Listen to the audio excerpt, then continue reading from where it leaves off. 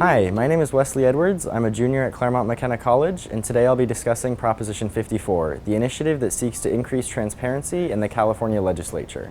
Prop 54 addresses two issues: last-minute amendments to bills and the recording and posting of legislative proceedings.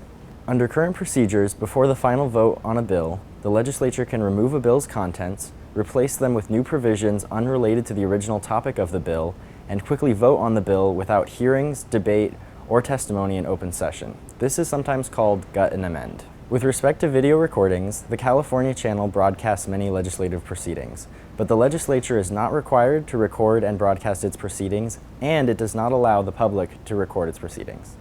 First, Prop 54 would prohibit the legislature from voting on a bill, with certain exceptions for emergencies, unless the final bill has been in print and online for at least 72 hours.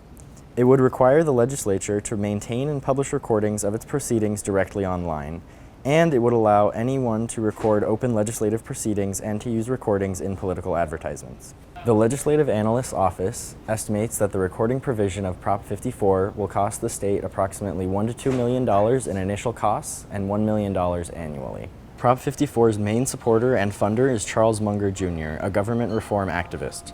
The measure is also supported by pro-transparency groups, including California Common Cause and the League of Women Voters of California, as well as other organizations, including the California Republican Party.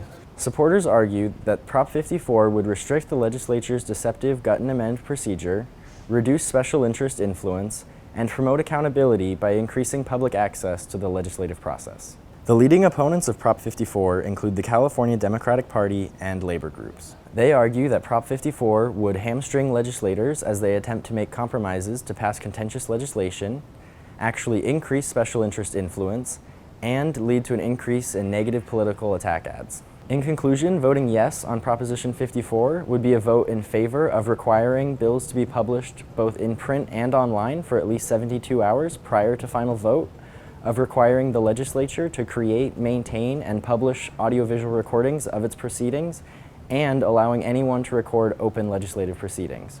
A vote no would be a vote against implementing these new changes. For more information, visit roseinstitute.org and these other sites.